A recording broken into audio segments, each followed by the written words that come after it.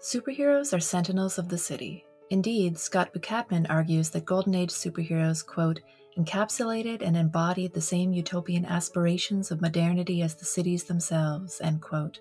They are also designed to survive the real and symbolic dangers of modern urban existence. Some scholars argue that comics themselves are decidedly urban. For instance, Jens Blazer argues that, quote, the mingling of images and words reflects a semiotic shift occurring in the urban living space at the turn of the century, end quote, replacing contemplation with constantly shifting landscapes. The venerable David Kunzel similarly argues, quote, the comic strip sets the pulse of city life and seems to encapsulate a whole development of urban industrial perception, the multiplication of visual impulses, the intensification of nervous stimulation, end quote. During the comic strip boom of the 1890s, the city held promise and danger.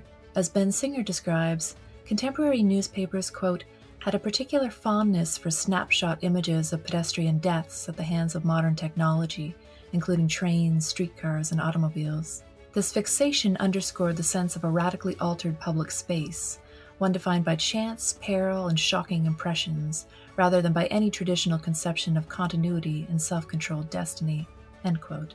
Superheroes exploit this imagery, but also invert it. Time and again, the jumping, flying, or soaring ability of Golden Age superheroes is demonstrated by showing them rising above cityscapes. Though technically no larger than any other human, superheroes are nonetheless bigger than the city.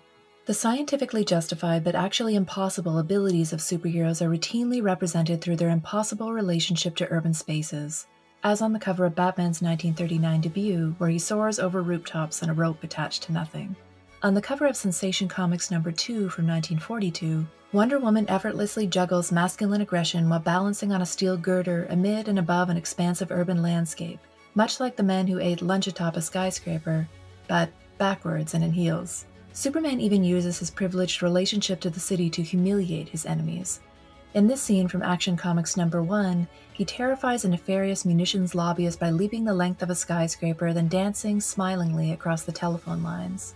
Similarly, on this page from Batman No. 1 from 1940, Robin treats the city like a jungle gym, playfully leaping across rooftops, swinging around flagpoles, and bouncing off life-saving awnings, a vibrant pinball ricocheting joyfully through the concrete jungle.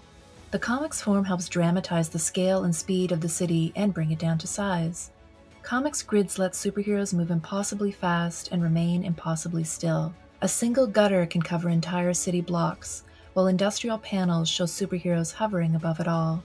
As Bukatman puts it, quote, superheroes negate the negation of the grid, end quote. While birthed in the Golden Age, this symbology endures into the present, where superheroes continue to offer fantasies of both embodying the city and defying it, powerfully, beautifully, and fearlessly.